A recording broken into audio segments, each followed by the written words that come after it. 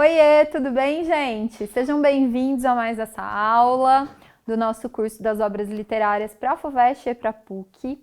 Hoje a gente vai conversar um pouquinho sobre dois livros que estão na lista da FUVEST, né? E a gente entende que vocês já tenham visto as aulas, né, expositivas sobre esses livros. Então, um é o Mayombe, do Pepe Tela, que está aqui com o Arthur, e o outro é o Angústia, do Graciliano Ramos, que está aqui comigo. A gente vai fazer um esforço aqui de aproximar essas obras, comentar um pouquinho sobre quais são as características que aproximam, que afastam, né? Que podem ser características que a FUVEST vai cobrar aí nas provas, tanto da primeira quanto da segunda fase, tá bom? Então, Arthur, conta pra gente o que você acha que são as características que aproximam essas duas obras, como é que a gente pode pensar essa aproximação aí? Bom, a gente escolheu essas obras para serem... Bom, primeiramente, boa tarde para os alunos e para os alunos. A gente escolheu essas obras para virem nesse vídeo juntos, porque com certeza, como o aluno já viu nas aulas expositivas, tem um elemento já bem claro que une a visão de mundo, que une a maneira de tratar a sociedade, que une esses dois autores, o Graciliano Ramos e o Pepe Tela, que é o fato dos dois serem socialistas, terem uma inclinação para a ideologia marxista e os dois militarem na causa comunista.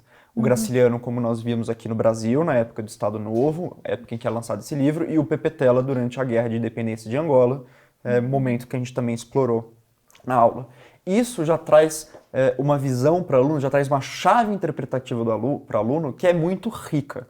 O aluno só precisa lembrar das aulas que ele teve sobre marxismo aqui no ateliê ou no cursinho, na escola, ou, se não teve, pesquisar um pouco sobre essa ideologia, para já ter uma certa noção de como os autores veem o mundo e como eles vão produzir literatura a partir desse mundo.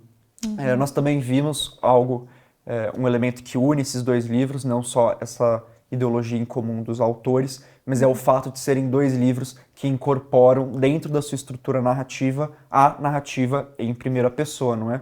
O Graciliano durante o livro inteiro, é o Luiz da Silva que vai narrar o livro inteiro, e o Pepe Tela em trechos em que ele dá a voz da narração, dá a voz narrativa para vários personagens, em trechos que entrecortam o resto do livro, que é na terceira pessoa. Então nós já temos aí um primeiro elemento que é bem importante, que os dois livros vão ver a sociedade em que eles estão inseridos, ver o mundo de forma crítica, e é uma crítica bem específica, é uma crítica com termos específicos, proletário, burguesia, modos de produção, luta de classes, ódio de classes, todos esses termos que a gente usou para explorar realmente esses livros nas aulas individuais, ao mesmo tempo em que são livros que incorporam dentro da sua narração, dentro da maneira como conta essa história, vozes individuais. Então, e vozes subjetivadas, né? Vozes que passam por uma visão de uma pessoa sobre um evento e as impressões que essa pessoa tem sobre esse evento. Eu diria, então, que são duas obras, acho que a gente poderia dizer isso, que vão criticar a sociedade em que os autores estão inseridos e, portanto, que os personagens estão inseridos a partir de visões extremamente parciais. Não existe, por exemplo, um esforço em nenhum desses dois livros, ainda que o Mayombe tenha trechos em terceira pessoa, de apresentar uma versão desapaixonada, uma versão objetiva, uma versão sem opinião, uma versão sem realmente um lado a ser escolhido dos fatos que acontecem dentro do enredo, né, dos episódios que acontecem dentro desses enredos.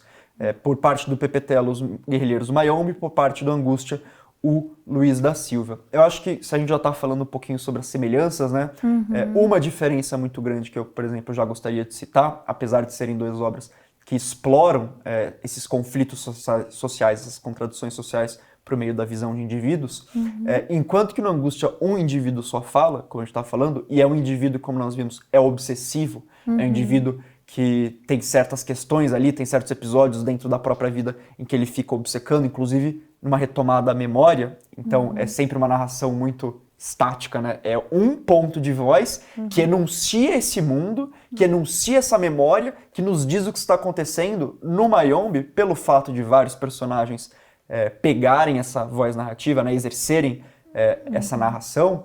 Existe uma mobilidade muito grande, em que, por exemplo, um fato que foi descrito na narração de terceira pessoa vai ser visto por dois personagens de modos diferentes. E como o leitor, como o aluno tem sempre esse contato com uma voz diferente, permite que o aluno conheça esse mundo criado pelo Pepe Tela de formas diferentes e, inclusive, estimulado a criticar aquilo que está acontecendo. Algo que no Angústia talvez não seja tão claro, porque é só uma voz que nos diz o que está acontecendo. Sim.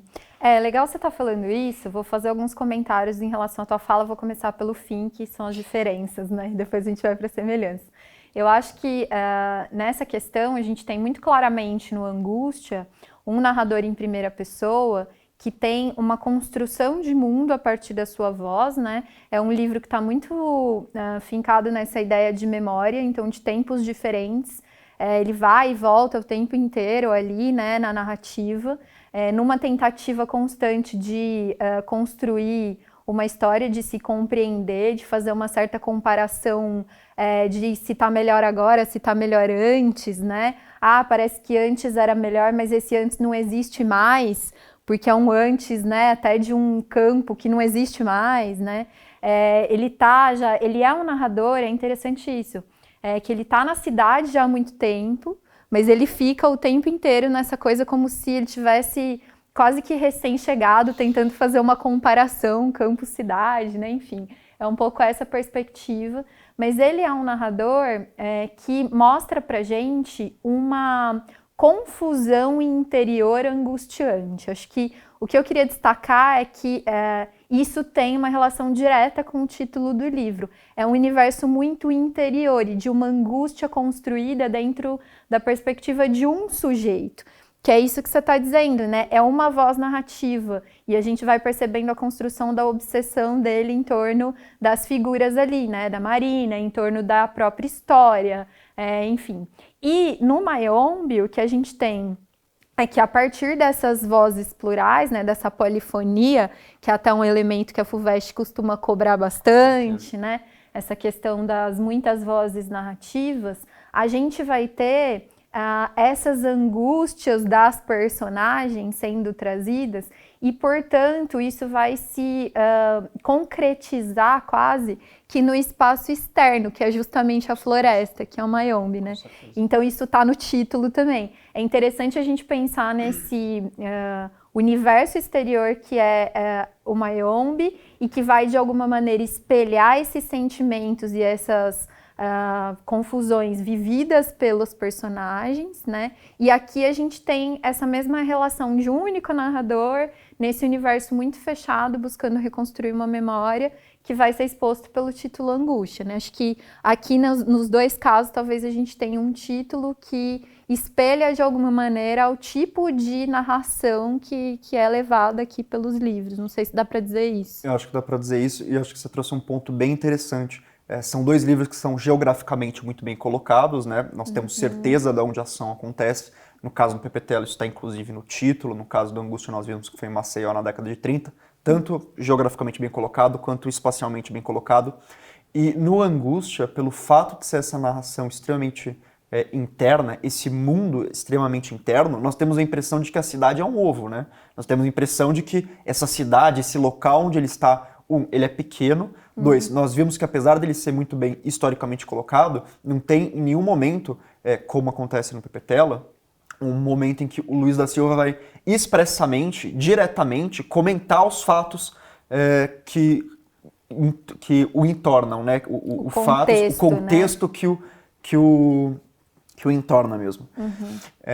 Nós temos só referências muito indiretas ao Estado Novo, uma ou outra cena em que acontece algo que nos remete a uma ditadura, que nos remete a uma sociedade totalitária, que nos remete a uma cidade provinciana. Parece que é um lugar muito pequeno, essa cidade de Maceió na década de 30, e parece que é um tempo fora do tempo. Parece que não existe uma sociedade em volta do Luiz da Silva. Parece que o Luiz da Silva está criando uma sociedade em volta dele. Enquanto que no Mayombe, esse dinamismo, esse movimento que é gerado no pulo de um narrador para o outro, vai tanto trazer um espaço que é maior, que parece inclusive muito maior do que ele provavelmente é. Sim. Então é uma ampliação desse espaço. Existe uma exploração sobre a situação econômica, a situação política, a situação social, o contexto, como você disse, muito precisa e muito concreta. E como você disse, esse pular de um narrador para outro ajuda o Pepetela, essa polifonia, como você disse, é uma palavra importante, a gente explorou na aula e é uma palavra que o aluno tem que ter decorada, essa polifonia aumenta esse efeito de fusão entre os guerrilheiros e o ambiente geográfico deles, e o ambiente cultural deles. A gente tem que lembrar também na aula que Mayombe é um espaço que ele é pan-africano, ele é um bioma que supera Angola, ele também toma Gana, toma outros países, e a floresta representa, de certa forma, o peso da tradição da cultura africana, ao mesmo tempo em que uma conexão com a terra.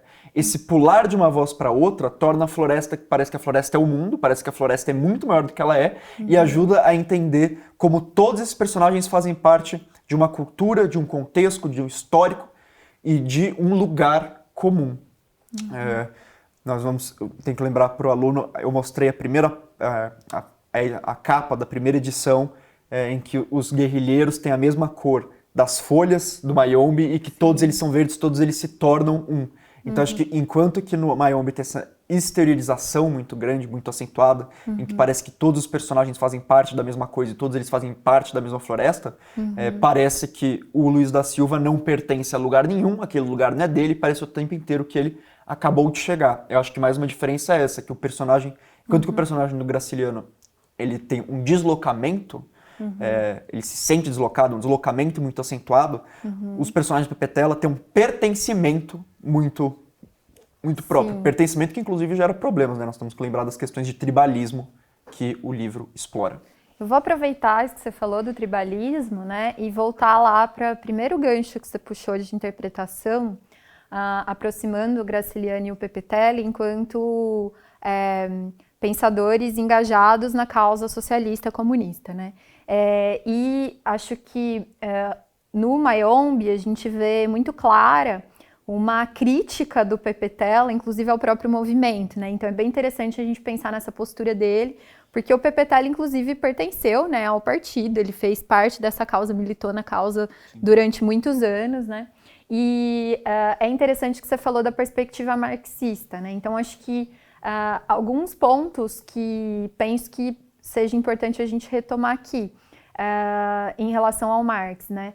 Que é a questão principal da luta de classes, então que está colocada, eu acho que, né, de uma maneira muito clara nessa crítica que é feita no Mayombe, em relação aos personagens que representam essas classes e, né, os interesses que estão envolvidos aí nesse processo da guerra pela independência de Angola, que é o que vai ser descrito no romance, né? E como é que a gente poderia dizer que essa mesma luta de classes ou algum resquício disso, porque, gente, é isso, né? Se vocês pesquisaram um pouquinho ou se assistiram às nossas aulas sobre Marx aqui, vocês se lembram que a perspectiva marxista é de que há uma luta de classes e de que o sistema econômico capitalista é responsável por uma lógica de exploração, né, da classe trabalhadora, da classe operária pela burguesia, e que isso vai gerar uma desigualdade que precisa ser subvertida a partir da tomada do Estado pela classe operária, porque é só assim que a gente vai conseguir subverter essa ordem, porque, na verdade, o Estado ele também é formado por membros da burguesia e, portanto, ele vai defender os interesses dessa classe, né? Então, a ideia é pensar numa revolução, né, na instauração de uma ditadura da classe operária, né, que seria esse momento de transição em que aparece aí o socialismo e caem, né, as desigualdades, para que a gente caminhe depois para um terceiro momento, que seria o comunismo, em que não há Estado, né, não tem a necessidade de haver um Estado. Que, inclusive, diga-se de passagem, né, a gente está num momento em que todo mundo é comunista, então acho sempre importante a gente esclarecer que ninguém chegou no comunismo, viu, gente? Então, quem tentou ficou no socialismo, né? Estamos lá ainda. Então, tem muitas questões, acho que aí contemporâneas. Mas por que eu estou fazendo essa explicação do Marx e puxando tudo isso, essa questão da luta de classes? Porque acho que no Mayombe isso fica bastante claro, porque a luta é uma luta por independência que vai se confundir com essa ideia do comunismo mesmo, né? Do quanto que a gente precisa buscar essa sociedade, né, esse modelo de sociedade em que caiam essas classes e etc. E uma das questões que, aí vou fazer o gancho com a última coisa que você falou, uma das questões que é uma grande crítica que o PPTela traz durante o livro, que atrapalha, né, que todas as pessoas estejam envolvidas na mesma causa da independência, é a questão do tribalismo, né? E aí, como é que isso aparece aí? Porque eu acho que esse é um ponto bastante importante que pode aparecer nas questões aí. Eu acho interessante que o PPTela ele explora o tribalismo abordando a complexidade dele, porque o tribalismo não é meramente um problema a ser superado. O PPTela tenta trazer, e a gente tem que lembrar que essa é uma obra de 1980, logo depois da Guerra de Independência. O PPTela critica o MPLA, o Movimento Popular de Libertação de Angola, mas não nega a importância dele, muito pelo contrário, é um livro que tenta trazer conscientização política. O PPTela é um pensador marxista, como a gente já mencionou, e ele parece querer, através do livro, convencer os leitores, principalmente os leitores angolanos, pensando naquele momento que eles estavam tentando construir o socialismo logo depois da guerra, que todos aqueles membros da guerrilha, e que, portanto, todos os angolanos, eles eram irmãos, e eles faziam parte de um mesmo agrupamento humano, tanto porque eles eram angolanos, por essa nacionalidade, como pelo fato deles pertencerem à mesma classe. Eu acho interessante que, se a gente reparar, todos os personagens que o PPTela representa no Mayombe, por serem pessoas que estão lutando pela independência de Angola, por serem pessoas, portanto, colonizadas, ele coloca todos e fala basicamente, olha, vocês todos estão no mesmo cesto, vocês todos estão no mesmo balaio, vocês todos são pobres, são explorados, vocês todos são proletários. Aí é um tipo bem específico de proletário, que é o colonizado. Ao mesmo tempo, ele não trata o tribalismo como um problema a ser superado, porque ele entende que o tribalismo, que esse sentimento de pertencimento de uma pessoa a uma tribo Kikongo ou uma pessoa a uma tribo Umbundo, faz parte de uma tradição histórica, faz parte de uma história africana que não pode ser descartada para tornar, de repente, todos eles angolanos, de repente, todos eles proletários, de repente, todos eles irmãos. Ele trata isso de uma forma complexa, como ele trata a floresta de forma complexa, se o aluno for lembrar. A floresta, ao mesmo tempo em que ela é um desafio para ser superado, ao mesmo tempo que ela é agressiva ao homem, ao mesmo tempo em que ela é um problema, como o tribalismo é um problema, ela também acolhe, ela também representa esse contexto compartilhado de cultura entre as pessoas, esse contexto mesmo de mãe terra, de pátria, de mátria, no caso de mãe terra, né? De um pertencimento àquela terra, àquela região, àquela cultura, que inclui o tribalismo. O tribalismo, ao mesmo tempo em que ele é um problema, ele é um elemento histórico, um elemento cultural que é necessário, que necessariamente precisa ser levado em conta. O não levar em conta o tribalismo, por exemplo, é o que os colonizadores fizeram quando traçaram as fronteiras de Angola. Sim. O PPTela fala basicamente, olha, ele não traz uma solução, né? Ele não traz uma solução. Mas ele fala, olha, se nós vamos lidar com o socialismo nesse país, nós teremos que lidar com essas questões, com esse peso da nossa tradição, ao mesmo tempo em que com esse elemento da nossa tradição que é rico e que precisa ser preservado. Eu acho interessante a gente mencionar uma coisa que eu falei antes, que todos os personagens nesse romance são da mesma classe social. O André, ali, tem uns comandantes, né? Existe uma hierarquia, mas todos eles poderíamos dizer que são proletários. O André, por exemplo, é uma pessoa que aparentemente ali quer se aburguesar, né? Uma pessoa que está usando a guerrilha para enriquecer. Nós poderíamos dizer que todos são proletários. Ao contrário, no Angústia, os personagens vão ser de classes sociais diferentes ou eles terão posições diferentes dentro dessas classes. Então aí a gente inverte um pouco. Se na voz narrativa o PPTela era dinâmico e o Graciliano era estável, no tratamento das classes sociais nós podemos dizer que o PPTela é mais estável e que o Graciliano é mais dinâmico. Aí no Graciliano nós temos personagens, não só personagens de classes sociais diferentes, mas personagens que representam classes sociais diferentes. Então quando nós estamos falando, por exemplo, do Julião, o principal adversário, né, do Luiz da Silva pelos afetos da Marina, nós não estamos falando simplesmente sobre um burguês, sobre um homem aburguesado, nós estamos falando sobre a burguesia. No momento, a gente viu isso na sala, né, a gente viu isso na aula, naquele trecho que a gente destacou, o momento em que o Luiz da Silva conhece o Julião, ele caricata ele apresenta ele de uma maneira de caricatura mesmo, muito clara para deixar claro o quanto ele é a burguesia, o quanto ele é ridículo, o quanto ele é vazio, o quanto ele é ao mesmo tempo rico, o quanto a posição de privilégio dele, quanto a posição de mando dele, a posição respeitada, a posição valorizada é injusta, porque ele não produz nada. Ao mesmo tempo, como nós vimos, o Luiz da Silva é um proletário, ele faz parte da classe social de não proprietários, mas ele é um proletário com consciência da própria situação. Ele é um proletário, então, que tem consciência da própria exploração e, a partir dessa consciência, se revolta, né? A gente não pode dizer que ele luta contra essa situação, porque ele não é organizado, ele não faz parte de uma guerrilha, enfim. Mas ele tem consciência e isso o revolta. Enquanto que a Marina é a proletária, poderíamos dizer, alienada, que não tem consciência da própria condição, que não tem ciência da injustiça dessa estrutura social que a coloca como proletária e que, na verdade, cujo único sonho, cujo único propósito é ascender a classe dos proprietários. Então, a gente vê aí como o Graciliano concretiza em indivíduos classes sociais inteiras. E eu acho que isso, ao mesmo tempo, eu estou falando sobre uma diferença, né, entre o jeito que os dois autores tratam essa questão, mas uma semelhança do jeito que eles tratam essas questões é que eles concretizam essas questões. Então, a Maris deu agora um rápido resumo sobre a teoria marxista e sempre parece tudo muito abstrato, né? Sempre parece tudo muito deslocado da realidade. O Pepetela e o Graciliano dão nome para essas pessoas, dão história para essas pessoas e eles dão paixões para as pessoas, dão problemas pessoais para essas pessoas. E aí tem uma coisa que os dois autores fazem muito bem, eles mostram como os nossos problemas pessoais, como os problemas pessoais dos personagens, são problemas políticos.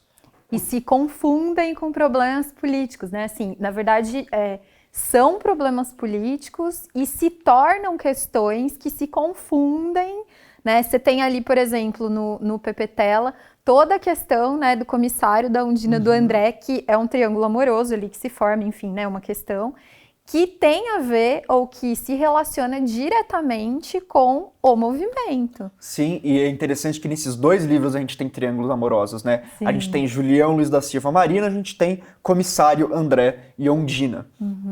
E apesar de, como a gente falou, o tratamento das classes sociais serem diferentes, a gente o tempo inteiro, e principalmente no Pepetela, ele deixa isso bem claro, né? Ele deixa claro o quanto essas questões, que a princípio, que é um primeiro olhar, a gente poderia falar que são questões sentimentais, questões pessoais, questões que não tem nada a ver com um contexto maior, um contexto social, um contexto político, um contexto ideológico, mas eles mostram como eles têm tudo a ver, como no Graciliano, essa luta de classes, e aí eu esqueci de usar essa frase na minha última fala, mas é uma luta de classes que se opera dentro desse triângulo amoroso, enquanto que no Pepetela, esse triângulo amoroso se mostra como um óbice à união de classe, como um problema de união de classe, como pessoas que poderiam estar trabalhando juntos para formar o socialismo e não estão por questões afetivas. E, inclusive, no caso da Undina, tem toda a questão do fato dela ser mulher e o projeto socialista ser um projeto que necessariamente passa pela emancipação e pelo empoderamento da mulher, e o quanto o comissário político, isso é bacana, o comissário político, a gente vai lembrar, é o personagem mais ortodoxo, né? Mais na caixinha ali dos personagens do Pepetela, o personagem que mais acredita na doutrina socialista. Que defende, que prega, né? Sim, que defende inclusive do comandante, né? Que o tempo inteiro questiona ele. Essa pessoa que se mostra muito apegada, muito militante mesmo desse ideal, tem problemas em lidar com a sexualidade empoderada da Undina. Então, não é só, na verdade, uma questão de luta de classes, cada um representando um lado, ou um problema de união de classes. É um problema de ideologia mesmo, um problema que o personagem tem de concretizar aquilo em que ele acredita. Porque se a gente pensa no socialismo, né, tem aí uma questão que está relacionada também com, justamente, né, no momento de se estabelecer o socialismo, que é um momento em que se acaba com a propriedade privada, né? Essa é a ideia, o Marx vai defender esse momento, né? Então, você tem a ditadura do proletariado, em que você vai tomar toda a propriedade privada para redistribuir de forma igual, né? E aí você faz uma analogia dessa questão com a posse que o homem entende da figura feminina, né? Então, a mulher como objeto, né? Como objeto sexual, como objeto de desejo, como a mulher né? A mulher do fulano, essa ideia, então a mulher do comissário, né? Como ele tem dificuldade ali na prática de lidar com isso que você falou, essa emancipação, né? De que ela não é posse dele, mas que ela tem desejos próprios, que ela é um sujeito, ela não está ali numa posição de objeto, né? Então, eu acho muito interessante mesmo essa crítica que aparece aí no Mayombe, porque é uma crítica que está nesse lugar, né? E é uma crítica que o Pepe Tela faz, acho que pensando, isso faz dele, penso que mais marxista ainda, porque o Marx, gente, vai falar que não existe teoria sem praxis, né? O socialismo, ele é uma questão de prática, né? De agir no mundo para fazer com que isso se concretize. Então, ele fala muito, inclusive, contra quem é apenas teórico. A gente precisa colocar em prática, né, essas questões. Por isso que ele vai defender uma revolução armada, porque ele não está falando de reformar princípios ou valores, ele está falando de agir no mundo para transformar o mundo naquilo que a gente quer, né, a partir dessa questão da queda da luta de classes, né. Então, eu acho muito interessante que isso apareça nos 2 romances, como você falou, né, a prática mesmo, né? Ou a concretização dessa luta de classes e dessas questões que acabam sendo pessoais. Porque aqui no Angústia, também, o que acontece aqui, que a gente vê, né? No fim das contas, o Luiz se rendendo a essa lógica de vou usar o meu dinheiro para ter o amor da Marina, né? E ele se ferra, né? Porque no fim das contas, quem tem mais sempre vai ganhar nessa história, né? E também tem uma dificuldade do Luiz, né? Porque nós temos que lembrar, a gente acaba esquecendo lendo Angústia, porque ele trata de uma maneira muito indireta sobre essas questões de socialismo, de comunismo, enfim, pelo menos muito mais indiretas do que Pepe Tela. Mas também tem uma dificuldade do Luiz da Silva, não só em não ver a Marina como propriedade, né? Porque afinal de contas, é o que você falou, ele tenta comprar a Marina, Perfeito. Ele tenta reproduzir essa lógica de coisificação das pessoas, de coisificação das relações sociais ao próprio amor, né, à própria relação afetiva, como ele tem, de certa forma, um ódio dela por ela não perceber a própria condição de explorada. Eu acho que no personagem de Luiz da Silva a gente tem uma contradição muito grande e é uma crítica que o Graciliano faz aos intelectuais, a si mesmo, às pessoas que pregam o socialismo, mas não o botam na prática, no momento em que o Luiz da Silva tem uma dificuldade imensa, e ele fala isso várias vezes, em se conectar com o povo, ele acha tudo fedido, ele acha as pessoas feias, ele acha as pessoas estúpidas, e ele o tempo inteiro fala, o tempo inteiro ele fica obcecado, que isso não é possível, esse país não vai pra frente, essas pessoas não veem a própria condição, e ele se sente tão melhor por isso e tão pior por isso. Mas eu acho que, mencionando, né, a maneira como a teoria marxista influencia esses 2 livros, você falou sobre como eles concretizam a teoria e como isso é bem marxista, né? Como é necessária uma praxis. São 2 livros também que são muito contraditórios, e nisso a gente também tem um elemento muito presente na teoria marxista, que eles são o que nós poderíamos chamar de dialéticos. Perfeito. Eles têm contradições que não são conciliáveis, e que, através do choque entre uma e outra, através do contato entre uma e outra, se formam um terceiro produto, né? Se forma uma relação que é desencontrada, mas que acontece. Dentro do Mayombe isso fica extremamente claro, por essas vozes diferentes que assumem. Então a gente vai ver várias opiniões sobre o mesmo fato, e isso já é bem dialético, várias interpretações sobre a mesma coisa, sabe? Vários jeitos de ver a mesma coisa, várias interpretações, mas nós também temos o comandante, por exemplo. Um comandante, o protagonista de Mayombe, se é que nós poderíamos falar isso, é um personagem dialético, porque é um personagem que a gente vai ver o tempo inteiro ele botando em xeque, né? Botando em questão essa luta socialista, a luta que ele faz parte, aquele projeto de independência de Angola, tudo aquilo que está acontecendo, e ele é o comandante de um grupo de guerrilheiros. Ele está numa posição de comando porque ele é um excelente guerrilheiro. Porque ele é experiente também, né? Porque ele está ali há mais tempo, tem toda essa questão, né? E é interessante isso, né? Justamente o guia do movimento é aquele que mais questiona o próprio movimento, né?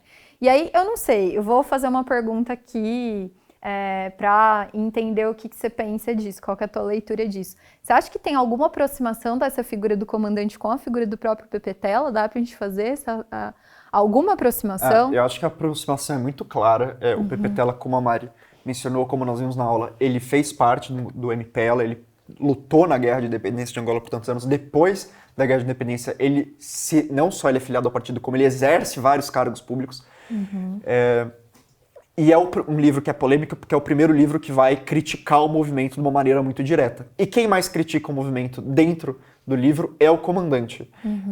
Então, a gente consegue ter uma leitura, a gente consegue ter uma visão de que o comandante, muitas vezes, inclusive vendo na estrutura mesmo do romance, né? O aluno que leu o livro vai perceber que tem diálogos enormes esse livro, diálogos com falas longas, em que o Pepetela literalmente coloca na boca do comandante questões que ele tem com o MPLA e com a maneira como a guerrilha se desenvolveu, e, enfim, com a luta de independência.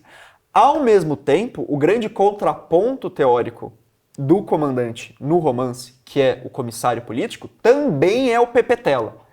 Tá aí o movimento dialético, gente. É um autor que está criticando o MPLA, criticando tudo isso, criticando o partido, mas ele escreve um personagem que o tempo inteiro defende o partido e que no final do romance se torna o novo comandante dos guerrilheiros. Sim. E vamos lembrar que a estrutura narrativa geral, né, com o desenlace trágico da morte do comandante, ele é ao todo otimista. Ele é otimista porque o comandante morre, mas o comandante não morre por nada, ele se sacrifica. A gente vai lembrar que ele é o Prometeu africano da epígrafe que a gente explorou na aula. Sim. Então é o Pepetela, e ainda mais pelo epílogo, o Pepetela acaba o livro, né, com uma nota de a luta continua, e então eles continuaram, e então eles ganharam a guerra. Vimos que eles não ganharam, né? O Portugal desistiu, mas enfim, detalhes à parte, Angola se tornou independente. Os dois são o Pepetela, do mesmo jeito que o Luiz da Silva é, em grande medida, o Graciliano. Em grande medida em que o Graciliano pinta, né, um retrato muito cruel de si mesmo, muito brutal de si mesmo. É uma autocrítica muito grande, é um sujeito completamente improdutivo, arrogante, que não consegue colocar na prática aquilo em que acredita, que tem problemas ali emocionais muito grandes. É uma autocrítica muito grande. A gente tem que lembrar também que o Graciliano escreveu Angústia no momento em que ele estava preso pelo Estado Novo. Nós vimos isso. Momento em que ele também momento que vai gerar depois o livro Memórias do Cárcere, como a gente viu. E é o Graciliano, acho que talvez fazendo um meia-culpa, fazendo uma autocrítica, ao mesmo tempo em que a gente pode atribuir a esse momento tão turbulento da vida dele, né, ttão assustador da vida dele, quanto estar preso sem uma acusação formal. Ele foi preso de uma maneira persecutória, não teve processo, não teve nada. Isso, em grande medida, não vamos dizer explica, mas ajuda a entender o clima de angústia, né, do título do livro, desse livro. Sim. E é legal, você tá falando tudo isso, né? Tô pensando aqui do Mayombe, e a gente pensar um pouco, né, como é que nessa obra também o Pepetela vai expressando ali na figura desse comandante, desse comissário, a necessidade de gerações diferentes e de energias diferentes dentro de um mesmo movimento, né? Porque o que acontece ali me parece um pouco, e até na alcunha ali, né, do comandante sem medo, né? É essa questão do sacrifício mesmo, né? Do sacrifício que se faz para que um movimento possa continuar. E o quanto essa geração mais nova precisa ter um pouco dessa crença no ideal para que as coisas possam caminhar, né? E o comissário, ele é inclusive esse responsável por inclusive pregar para outras pessoas, né? E trazer outras pessoas para o movimento, né? O quanto que isso também não é interessante, assim. Enquanto que o comandante, ele tá também nesse lugar já de fazer um questionamento, porque já teve muitas vivências ali, já viu muita coisa acontecer, né? Então ele não tá mais muito nessa posição de defender a ideologia, mas de olhar para ela com alguma crítica e algum realismo. O que não quer dizer que ele não tope, tanto é que ele se sacrifica por, né? Acho que é exatamente essa questão, assim. Então, essa questão do dialético, acho que muito interessante, né? Acho que é uma questão para vocês pensarem mesmo. E, gente, essa aproximação que nós fizemos aqui, né? Entre esse comissário que fala, que coloca as ideologias, que está muito defendendo, né, toda essa mudança social necessária. E o Luiz que faz o mesmo, né, que teoricamente está ali fazendo uma crítica à luta de classes, né, uma crítica à burguesia, uma crítica à Marina que não reconhece, né, que ela pertence. Esses dois homens vão tratar os seus objetos de afeto femininos como posse. Né? Então é muito interessante, porque o que a gente vê no fim das contas é o quanto que teoricamente, né, essas ideologias são defendidas, mas que na prática, ali na hora do afeto, também é muito difícil colocar isso em prática. Né? Sim, e eu acho que uma coisa que tem que ficar bem claro para o aluno é que esses movimentos dialéticos, a dialética não é um problema, o fato das coisas serem contraditórias não é um problema. O Marx vai falar que é um processo necessário para a superação da condição do capitalismo e para a superação de qualquer condição. Perfeito. Então, eu acho que isso que você falou, retomando um pouquinho isso que você falou sobre gerações diferentes, eu acho que esses dois campos da dialética, e isso o Pepetela fez muito bem, porque ele, em nenhum ponto do romance ele deixa parecer que essas duas posições contrastantes, esses dois personagens que brigam tanto, que isso é uma situação ruim, que isso é uma situação problemática. Na verdade, isso é uma situação mais criativa, né? Mais fortuita, mais produtiva do romance. As discussões dele são os maiores diálogos, são os diálogos também mais interessantes, são os momentos em que o Pepetela vai tratar realmente das questões que ele quer tratar verbalmente. E eu acho interessante que o livro do Graciliano, nós também poderíamos dizer que é dialético, pelo menos ao ponto em que ele adota uma visão socialista, mas tem um personagem que não consegue botar em prática, mas ele não tem um comissário político, né? Ele não tem um elemento ali que seja um contraponto a toda essa negatividade do Luiz da Silva. Ele não tem... Ele tem aquele amigo que é mais militante do Luiz da Silva, que eu não vou conseguir me lembrar o nome agora, que em alguns diálogos expressa de uma forma um pouquinho mais direta. Mas não existe um grande personagem, um contraponto real a essa situação. O Graciliano, na visão que eu tenho desse romance, ele é muito mais pessimista, né? Ele basicamente fala, não, os Juliões do mundo vão ganhar e a gente não consegue fazer nada com isso. Mas o que você falou sobre essa impossibilidade de aplicar isso no campo dos afetos, eu acho interessante algo que a gente não mencionou, mas que a chave interpretativa para o romance do Graciliano não é simplesmente que os conflitos emocionais são políticos, porque eles continuam sendo emocionais. Eles são os dois ao mesmo tempo. O que o Graciliano está tentando falar isso aqui é afetivo, ao mesmo tempo em que isso aqui também é político, e ao mesmo tempo em que isso aqui é afetivo. Então, nisso ele é muito marxista, no momento de tomar, né, de observar as coisas como elas de fato são, como elas se desenvolvem, de uma maneira concreta, né, de uma maneira material, porque afinal de contas, o Luiz da Silva é uma pessoa que sofre. É uma pessoa que sofre. A voz narrativa dele, ele tem alucinações, a gente viu que a gente não pode acreditar, inclusive o Graciliano deixa bem claro isso, a gente não deve acreditar em tudo o que acontece, porque nem é possível, porque tem uma hora que o braço da Marina vira uma cobra, mas uma coisa que a gente pode falar que é bem real é o sofrimento psicológico dessa pessoa. E é um sofrimento psicológico que a gente tem que ver que é causado principalmente por uma questão social. Exato. É a manifestação psicológica de um problema social, a manifestação psicológica que surge com essa consciência de que você é oprimido e você é injustiçado. E é muito doido, né? Porque acho que isso, a gente estava conversando aqui um pouquinho antes, falando que o Graciliano é um em cada romance, né? Que não dá pra gente classificar o Graciliano. Acho que a gente pode falar um pouquinho sobre isso até, né?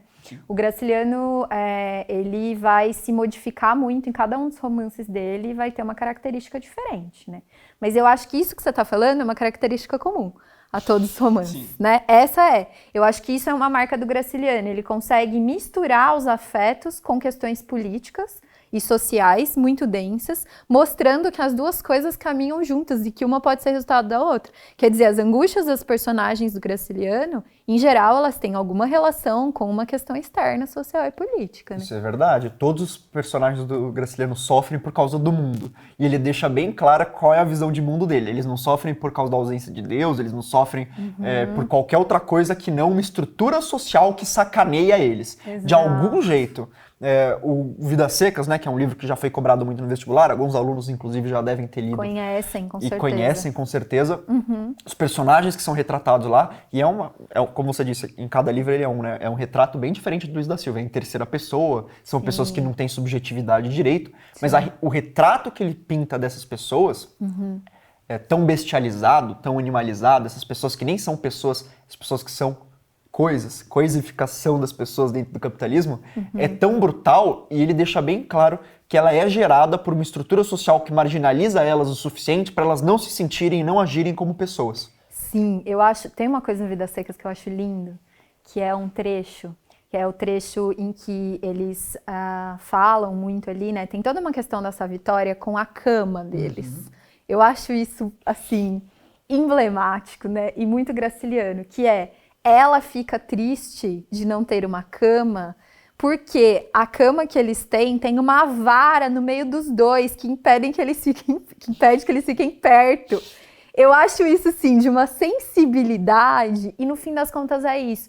É um não ter algo que é imposto por uma condição social, que atrapalha o nível dos afetos, né? Sim. É muito doido. Então, e isso aparece aqui também no Angústia, né? O quanto que essa angústia, ela é resultado de um sujeito que não consegue se adequar a esse mundo, porque não concorda, porque acha esse mundo injusto, porque quer que seja diferente, porque quer que essa estrutura seja diferente para que a Marina queira ficar com ele e não com o Julião, né? Exatamente. E é o que você falou, no momento em que ele não exatamente aceita, né, mas ele cede à estrutura e fala, não, ele cede de um jeito bem sacana, né, porque ele percebe que a família da Marina é mais pobre que a dele, e ele usa a posição econômica dele privilegiada, ainda que seja uma posição econômica frágil, é privilegiada em relação à Marina. A gente tem que lembrar que privilégio sempre é uma questão de perspectiva e de comparação. Perfeito. Ele utiliza dessa situação economicamente privilegiada para tentar conseguir o desejo dele, para tentar conseguir o afeto da Marina. Então ele adere, né? Ele usa, ele não aceita, ele usa como instrumento a estrutura social injusta com a qual ele se revolta. E ele utiliza, inclusive, de uma personagem que é muito pouco lembrada nesse livro, e ela é tão pouco lembrada que eu não vou lembrar o nome, porque eu sou muito ruim com nomes. Nossa, eu sou péssima que é mesmo. A empregada do Luiz da Silva, que é uma mulher negra, ex-escravizada. Eu não vou lembrar o nome dela de jeito nenhum, mas eu acho importante a gente falar o nome dela. Porque a gente tá falando exatamente que é uma personagem que ela tá abaixo socialmente do Julião, ela tá abaixo do Luiz, e ela tá abaixo... Vitória. E ela tá abaixo da Marina. Dentre os personagens que aparecem nesse romance, ela é a mais ferrada das ferradas. Sim. E a gente vê que a representação dela se aproxima, de certa forma, um pouco da representação dos personagens, por exemplo, de Vidas Secas, porque a atitude dela, as ações dela são animalizadas. O Luiz da Silva nunca entende direito o que ela está fazendo, ela esconde coisas no quintal como um cachorro. Tem isso mesmo, né? Tem essa fala, né? E não existe nem o questionamento da posição dela aí. Quanto à posição do Luiz existe, porque ele se sente injustiçado, ele quer que a ordem, que o injustiça acabe. Quanto ao Julião existe, ele coloca a posição do Julião falando, olha, esse homem aqui que é oco, que é improdutivo, que é estúpido, ele não deveria ser socialmente privilegiado, muito menos socialmente bem posto. Da Marina existe, que o Luiz da Silva vai falar da raiva que ele sente, do asco, do desprezo que ele sente pela Marina e pela falta de intelecto dela, pela falta de visão dela. A Vitória tem a posição social mais baixa do romance e em nenhum ponto ninguém questiona por que ela age como animal, porque ela aparentemente trabalha sem ganhar salário. Na verdade, ela ganha um salário que o Luiz da Silva fala que paga para ela, que deve ser uma merreca, pelo que eu lembro. Sim. E por que aquilo ali tá acontecendo. Sim. E é um personagem que ele faz questão de nomear, que aparece mais de uma vez no romance. Sim. E, na minha opinião, é um truque de mágica do Graciliano de mostrar, olha, tem uma personagem aqui, tem uma pessoa aqui que eu criei, que ela é tão invisível, né? Que ela é tão invisível que a existência dela, a existência de todos os personagens nesse romance é uma questão. Ao ponto do Luiz da Silva eventualmente assassinar o Julião. A existência dela é a única que não é posta em questão. Ela tem que estar na base da pirâmide, ela tem que estar o mais perto do chão possível, e é assim. E a gente sabe que o Graciliano não pensa assim, né? A gente sabe que se o Graciliano traz esse personagem dessa maneira, é pra mostrar como o buraco é mais embaixo, né? Muito mais embaixo. Com certeza. Acho que é isso, né? Que essa questão que a gente estava falando, que a luta de classes, ela tá sempre em comparação, né? Não dá pra gente pensar que existe só um extrato de burguesia e um extrato de classe operária, né? Acho que a gente tem a opressão da opressão aí com toda certeza, né? E pensando nisso, eu acho que, de novo, né? Misturando a questão do político com o afeto, né? A Marina existe porque ela é objeto de amor, de desejo do Luiz, né? Quer dizer, a Vitória tá ali para servi-lo em outro lugar, que não é esse, né, do afeto. Ela não desperta nenhum tipo de afeto. Então, quer dizer, né, qual que é a preocupação que existe sobre essa posição? Porque é o que você falou, né, não é uma questão. Se não é uma questão, então... É uma questão. Então é uma questão, E exato. acho interessante que o Luiz só reconhece a existência da Vitória quando é pra reclamar. Ou é porque ela não faz as coisas dentro da casa dele como ele quer, ou tem um momento em que ela rouba ele e ele sabe, ela fica roubando ele e ele sabe o que está acontecendo, mas ele não se importa muito. Ela aparece sempre como um problema, ela existe a partir dele, ela existe a partir dele porque ela só surge quando ele anota. Afinal, é uma narrativa em primeira pessoa. Sim. A Marina só existe na vida dele, mas é com uma relação que ela é dinâmica. Ela se torna irritação para alegria, para obsessão depois, uma irritação um pouquinho mais aguda. Enquanto que na Vitória existe isso. O Julião Tavares, lembrei agora, Julião Tavares, ele também existe com uma existência pouquíssimo dinâmica. Ele é simplesmente alvo de ódio. Ele é simplesmente alvo de ódio. Então, existe uma questão aí de como as pessoas existem a partir do Luiz da Silva, como as pessoas são tratadas e como esse tratamento também é social. Eu acho que se a gente pode falar que entre ele e o Julião, por exemplo, existe ódio de classe, e entre ele e a Marina existe um desprezo ali pela alienação dela, entre ele e a Vitória existe uma relação de mando, existe uma relação hierárquica que é muito parecida com a entre o Julião e ele, só que ele tá em cima. E quem tá em cima não questiona. Quem tá em cima quer que as coisas fiquem assim. Exato, porque se as coisas ficarem assim, continua sendo servido, né? E tá tudo bem. Não preciso questionar, isso não precisa ser uma questão para mim, né? Então, e outra, né? O Julião é uma questão muito grande pro Luiz, porque ele é um concorrente pelo amor da Marina. Também é simples, né? Eu acho que tem uma personificação do que é o problema, né? Ele tem essa questão com, ele é um burguês safado, mas não é qualquer um, é o burguês safado que quer a mulher que eu quero. Então é isso também, né? Acho que a gente traz para o ambiente do pessoal alguma coisa que é social. E eu acho interessante, gente, aí vou puxar um pouco da sardinha pro meu lado aqui, para interpretar o Angústia, porque eu acho que é um livro que tá todo numa lógica psicanalítica, né? O que há aqui é um relato analítico. Então, é quase clínico, assim, né? Se a gente fosse botar o Luiz num divã, acho que ia sair boa parte do que tem aqui, porque é isso, né? Entra, inclusive, nesse lugar do delírio, da fantasia, do exagero, mas é o lugar, gente, esse lugar é o lugar do relato da memória. A nossa memória, ela nunca é extremamente fiel, né? Ela é sempre uma memória editada. Todas as vezes que a gente recupera, a gente edita. E aí, quanto mais vezes a gente recuperar, mais editada é a memória e mais a gente vai, enfim, colocar os elementos não exatamente no lugar em que eles aconteceram, né? Então, o que a gente tem aqui é um relato em primeira pessoa, muito, portanto, subjetivo, muito filtrado pelas impressões, né, desse narrador. E da mesma maneira como a gente faz, né, com a análise, não importa muito, quando esse personagem conta a história, o que é verdade e o que não, mas importa o que ele vivenciou como verdade, né? Então, acho que é bem interessante a gente pensar nessas aproximações todas aqui.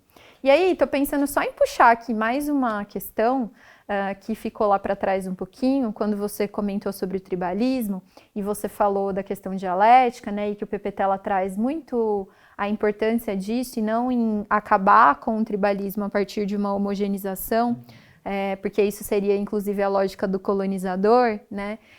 Eu acho importante a gente falar, então, que acho que em ambos os livros o que acontece também é uma atualização da teoria para a prática ou uma personificação da teoria nesses personagens todos que a gente está vendo aqui, a partir de uma lógica que é essa do respeito às diferenças também, né? Porque mesmo dentro das mesmas ideologias, a gente tem uma pluralidade para ser respeitada e que é importante de ser respeitada para que a gente mantenha, se mantenha, né, um grupo que tenha, enfim, os mesmos objetivos, mas que não perca a sua individualidade, né, também, ou as suas características únicas, né, não sei. Exatamente. Eu acho que os dois livros, a gente vai tratar da questão do tribalismo mais especificamente de Pepetela, mas os dois livros eles trazem, no final de contas, essa teoria a partir de uma individualização, a partir de uma individualização que nunca é posta em xeque, nunca existe a discussão em nenhum dos dois autores de a gente tem que eliminar essa individualização aqui, essa individualidade, para ela ser superada por uma teoria, por uma luta, por nada. Mas no caso do tribalismo, existe esse respeito à diferença, porque esse respeito à diferença, bom, a diferença é o pressuposto básico para a dialética. É o pressuposto básico para a dialética. As coisas precisam ser diferentes, elas precisam entrar em conflito para que surja algo produtivo desse conflito. Agora, o que eu acho interessante, por exemplo, no caso do Pepetela, já que a gente falou de uma personagem pouco representada no Graciliano, tem uma personagem que não aparece no Mayombe, que são os portugueses. A grande dialética da luta colonial é entre os angolanos e os portugueses não aparecem, porque seria esquemático, seria fácil pro Pepetela trazer um antagonista óbvio, que seria tratado simplesmente como uma pessoa ruim, que é, na visão do colonizado, com certeza, o português, né? O colonizador. O Pepetela trata simplesmente dos colonizados e dos conflitos dentro desse grupo de colonizados e não existe um antagonista. Quem é o antagonista de Mayombe? Não existe um antagonista em Mayombe. Existem conflitos, existem personagens. Não existe um antagonista tanto quanto não existe um protagonista. Por mais que o comandante possa ser um dos personagens mais importantes, não existe um protagonista e não existe um antagonista. E nisso também nós temos a expressão de um princípio marxista, nesse caso, na leitura da história. De como a história e aí também tem uma dialética dentro dessa leitura, porque ao mesmo tempo em que eles falam o indivíduo não importa, o que importa são as massas, é a sociedade, é o grande quadro, né, o big picture, o que importa é a movimentação das grandes massas humanas em torno de um ideal, ele fala o tempo inteiro como a história e como essas massas humanas são formadas por indivíduos.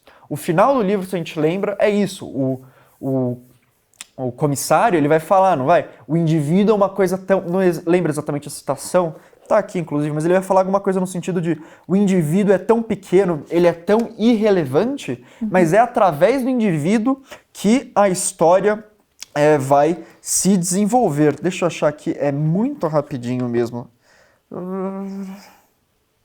E vejo o quão irrisória, o quão ridícula é a existência do indivíduo. No entanto, ela que marca o avanço no tempo. O quão ridícula é a existência do indivíduo, mas é o indivíduo, a existência do indivíduo, a vida do indivíduo, a impressão, o efeito que o indivíduo traz ao mundo, que marca a passagem do tempo. Então, nisso nós também temos uma dialética. Principalmente no Mayombe, no estudo também, mas principalmente no Mayombe, dessa visão de que a leitura da história, a leitura da sociedade, ela tem que ser feita em grandes quadros, em grandes esquemas, em leituras que levem em conta relações de produções. Relações de produções são relações entre classes sociais, entre forças produtivas, mas se nós excluirmos dessa leitura a existência de indivíduos concretos, com paixões, com problemas, com conflitos, com brigas, com amores, nós não vamos conseguir entender nunca a sociedade, nós não vamos conseguir nunca entender um projeto socialista, porque o projeto socialista necessariamente existe para libertar indivíduos. Se o processo socialista acaba por solapar, por atropelar individualidades, como a gente tem no caso dos socialismos históricos, principalmente na União Soviética, ele se deturpa. Ele não cumpre a função primordial, que é os seres humanos, e todo ser humano é um indivíduo, de serem felizes, de serem livres, de serem valorizados, de exercerem a sua subjetividade, de não serem explorados. Sim. E é interessante você falar isso, porque eu estou pensando aqui que essa é a função da literatura também, né? Porque uma coisa é a história, que a história vai contar, né, uma sequência de grandes fatos a partir de uma perspectiva mais ampla. A literatura também cabe trazer, né, os afetos dos indivíduos e trazer os grandes momentos históricos para uma sensibilização, né? A arte tem essa função de maneira geral, né? De sensibilizar a gente para fatos históricos que parecem muito objetivos e distantes. Então, acho que a gente entender, né, a pegada aí dos movimentos históricos a partir de um conflito interno e subjetivo é muito importante, né? Sim. A diferença, por exemplo, entre a explicação que eu dei sobre a independência de Angola na aula para contextualizar o romance, que o aluno vai perceber, é uma narrativa retilínea, uma narrativa em que A leva a B, leva a C, em que eu não levo em consideração os conflitos, eu não levo em consideração o que deu errado, eu simplesmente explico o que aconteceu. Outra coisa é você pegar o romance do Petela, em que nós temos indivíduos com nomes, com passados, com histórias, com problemas, com paixões, e a gente vê como esses movimentos, que foram explicados de uma maneira tão lógica, tão clara, tão simples por mim, ver o que motivou eles, né? O que levou eles a acontecerem e o quanto foi um caminho tortuoso, né? Eu acho que com certeza a literatura tem esse papel de individualizar a sociedade, individualizar, não no sentido de tornar mais individual, mas de tornar concreto a sociedade, os eventos históricos, as ideologias, as mudanças históricas. E eu acho que esses dois autores, eu acho que aí a gente volta para a primeira semelhança que a gente mencionou, né? Esses grandes autores fazem isso, todos os autores fazem isso, porque todos os autores vão usar pessoas dentro de um tempo, dentro de uma sociedade, dentro de uma posição social. Mas esses autores fazem isso conscientemente. Eles sabem que ao apresentar personagens, ao apresentar indivíduos, eles também apresentam conflitos históricos, eles também apresentam classes sociais, eles também apresentam ideologias, visões de mundo. E eu acho que esses dois autores eles fazem isso de uma maneira muito consciente, de uma maneira muito proposital. O Pepetela para mostrar, talvez, o que ele achava que tinha errado com o movimento, o que ele achava que o socialismo deveria ser, o que ele acha que a Guerra de Independência de Angola foi, o que talvez ele achasse que a Guerra de Independência de Angola deveria ter sido, enquanto que o Graciliano vai mostrar um indivíduo numa sociedade ditatorial, numa sociedade autoritária, um indivíduo controverso, uma visão muito mais pessimista, né, também sobre essa sociedade. Ele não traz... O Pepetela também não traz uma resposta, mas parece que o Pepetela deixa ali espaço, né, para uma resposta, para uma saída positiva. Uma esperança, né? Uma esperança, enquanto que o Graciliano não deixa nem isso. Mas não deixa de ser também uma individualização, uma concretização desses conflitos e uma geração de empatia mesmo, né? Talvez o aluno não sinta empatia com o Luiz da Silva porque ele não é trazido de uma forma empática, ele é trazido de uma forma, inclusive, extremamente desprezível, mas ainda que ele consiga ultrapassar esse desprezo e veja que ele é um homem doente, ou que ele não consiga fazer isso e veja, por exemplo, a situação da Vitória, a situação da Marina, que é retratada, né, como uma pessoa horrível, como uma mulher interesseira. Vamos pensar aí que essa mulher está sendo jogada de um lado para o outro, quer ascender socialmente, simplesmente quer melhorar a própria situação econômica, acaba com nada, acaba inclusive muito mal. Ou o Julião Tavares mesmo, que é retratado como um grandessíssimo desgraçado, mas acaba enforcado. Pois é, né? Muito difícil, muito trágico, né? Todos os desfechos são muito trágicos aqui. Eu queria só, Arthur, que a gente comentasse um pouquinho, ainda pensando no Pepetela, eu acho, a questão decolonial, né? Acho que a gente está nesse ano numa discussão bastante, né, nessa via. Eu acho que essa é a grande discussão do ano. Tenho dito que acredito que a FUVEST vai tratar disso na sua prova, possivelmente até na redação. Não sei, eu acho que é um dos grandes temas que estão em discussão na universidade, né, no ambiente acadêmico neste ano.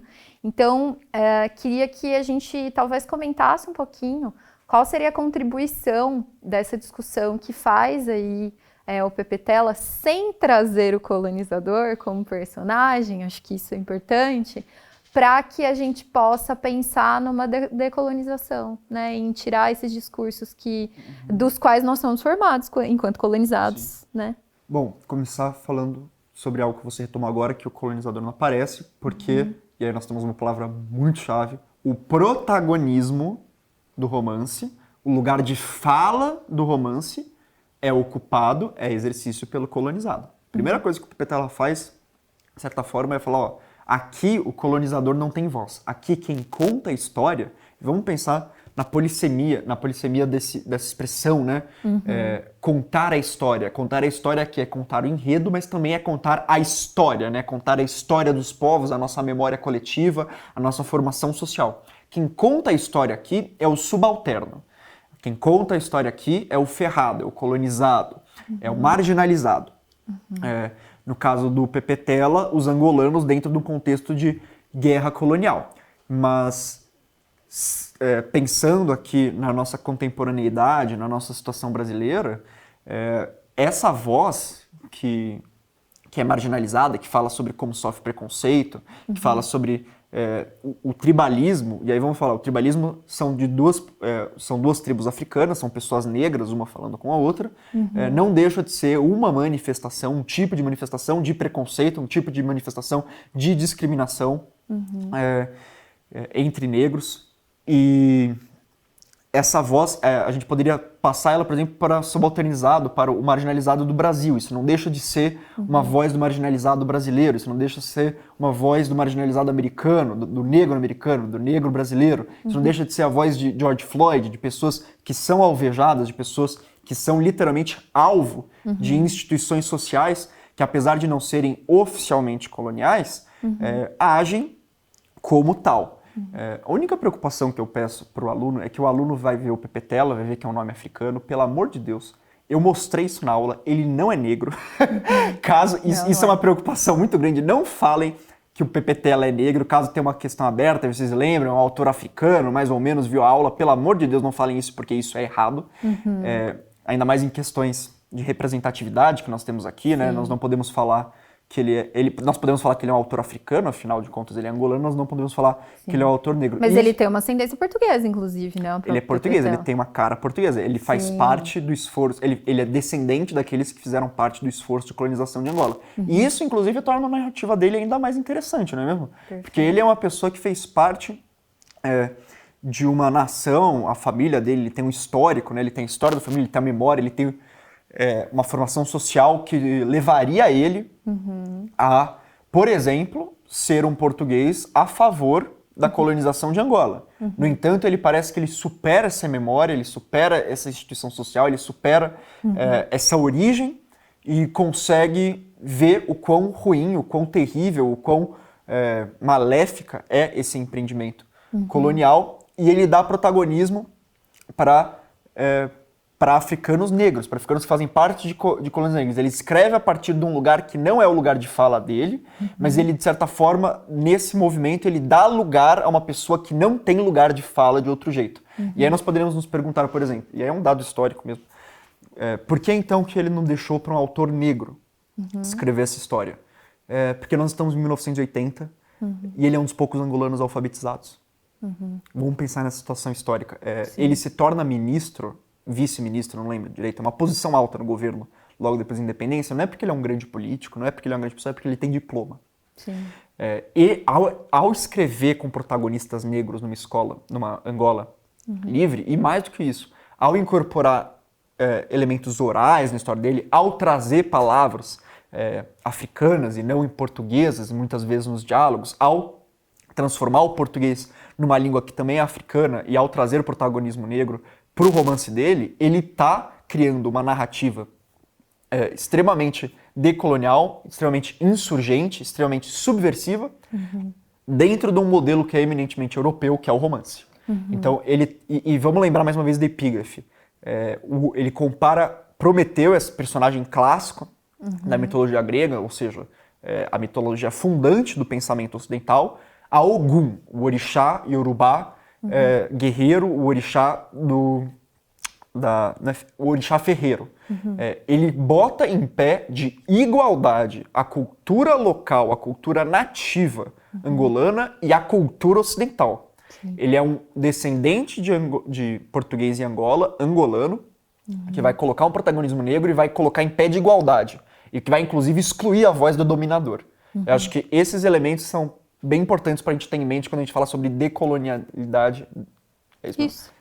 Palavra difícil. Decolonialidade dentro desse romance. Eu acho que essa chave é uma chave de leitura, gente, para vocês terem aí, ó, bem, sabe, fresquinha na cabeça, porque, ó, Tem uma carinha de FUVEST, Puxa. cobra isso, né? Tem. Não sei, acho que... A gente pode, então, ir para as considerações finais, de repente, né? Falar um pouquinho, então, fazer uma conclusão aqui do quais seriam os pontos, então, importantes para a gente destacar aí no Mayombe e aqui no Angústia, que a gente foi falando aqui, fazer um resumão, pode ser? Pode ser. Eu acho que a gente pode começar pelo começo mesmo, falar da grande semelhança entre eles, que são dois autores marxistas. Uma coisa que a gente não mencionou aqui, mas são dois autores marxistas que estão falando de posições periféricas no mundo, né? Afinal de contas, o Graciliano é brasileiro, a periferia do mundo, e o Pepetela é angolano, também é a periferia do mundo. Então são dois marxistas periféricos escrevendo romances. Os dois são romances, esquecemos de mencionar essa similaridade também. Dois romances que incorporam dentro deles uma narrativa extremamente subjetivizada. No Graciliano, no livro inteiro, no Pepetela em alguns pontos, mas são pontos bem importantes, é um elemento bem importante do livro. E que, através dessas vozes subjetivas, eles vão expressar não só a ideologia marxista, como as contradições dessa ideologia e as contradições principalmente na aplicação dessa ideologia à nossa vida.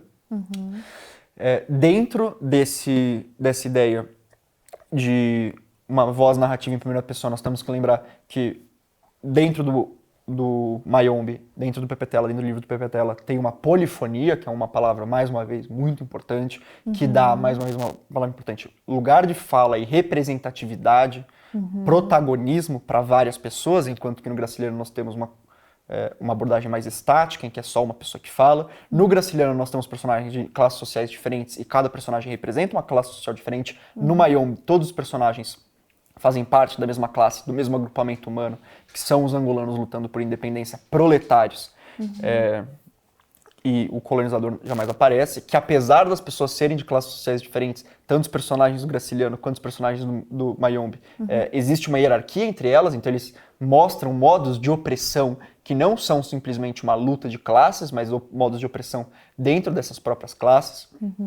Deixa eu ver o que mais que a gente falou. Tem a figura das mulheres aqui, A figura das mulheres. A Ondina e da Marina. Não, Ondina, que é uma mulher extremamente... Eu tô pensando nos nomes, né? Ondina e Marina, muito louco, né? Os dois têm a ver com o mar, né? Essa questão do feminino, É verdade. de onda, enfim. Só pensei isso, não sei. Não, Talvez não, tenha não. sido uma viagem, mas é que o feminino tá ligado Sim. de alguma maneira a essa imagem, né? Pode ter sido, enfim. Olha só isso, só uma pira. Nunca Foi só uma pensei. pira, gente. Nunca não pensei tinha nisso, mas pensado, pensei agora. Faz só. muito sentido. E, inclusive, engraçado, né? A gente fala das mulheres. Tem uma personagem mulher importante no Mayombe e uma personagem mulher no Angústia. Vamos pensar também que eles trazem essa questão do feminino, mas elas ainda estão bem subrepresentadas dentro do contexto geral das obras. Com certeza. Vamos ver a diferença dessa... desculpe. No Mayombe tem uma mobilidade, várias vozes falando isso, tem uma voz só falando.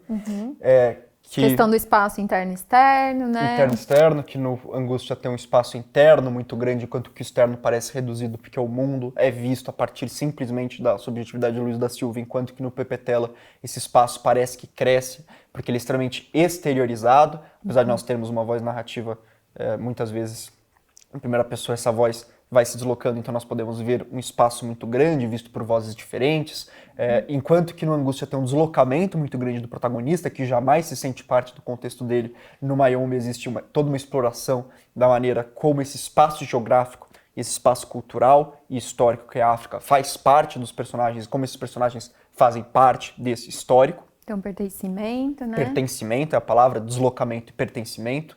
Tá bom. Deixa eu ver. Eu acho que os mais importantes. Acho que é isso. De mais importante é isso. De mais importante é isso. Acho que é isso. Achei que foi boa a conversa, hein? Acho que a gente trouxe aí vários pontos muito interessantes. Esses livros dá pra discutir muito, dão pra discutir muito os dois. Muito legal. Gente, acho que vocês têm aí um bom material, né? Pra pensar a comparação entre os livros, pra pensar questões que podem aparecer aí, né, na FUVEST, tanto nas questões objetivas quanto nas questões abertas. A FUVEST gosta muito de fazer comparações entre as obras, gosta também de fazer aproximações entre as obras e questões histórico-geográficas, né? Então, essas duas obras abrem precedente para fazer essas aproximações. Acho que a gente tentou fazer com vocês aqui algumas reflexões nesse sentido. Espero que vocês aproveitem muito, tá bom? A gente se vê na próxima aula. Muito obrigada, Arthur, pelo Muito obrigado, papo. eu. Tá? Um beijo, gente. Tchau, Até tchau, a gente. próxima. Aproveitem aí.